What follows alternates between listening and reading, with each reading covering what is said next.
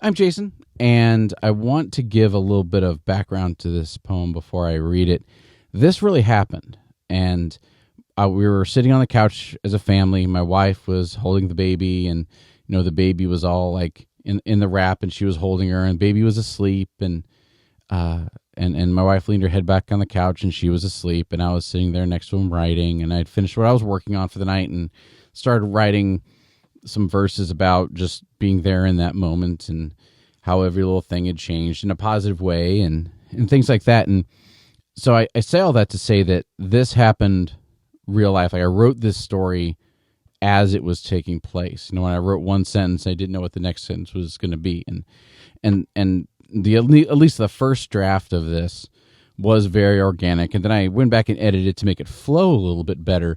But this is not me thinking back to something that happened months ago, right? This is not looking, back in time with rose-colored glasses or anything like that. This is me watching this event unfold and basically taking notes on it, event by event, line by line, and then when it was over, I, edited a few times, and I've tweaked a word here and there in the preceding months, but by and large haven't changed it since the first night. So it is called Moment to Moment, and I hope you enjoy. I sit next to you on the couch on this cold, dark night. In the low light, your weary head lays asleep on your mom's chest, not far from her sleeping head.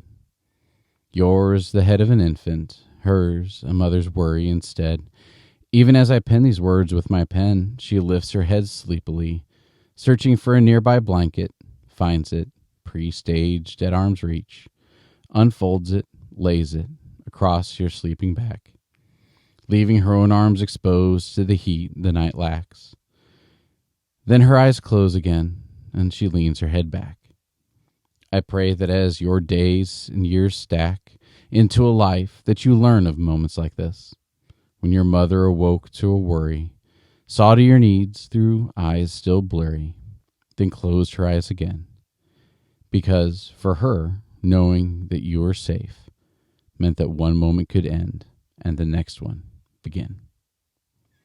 Good night.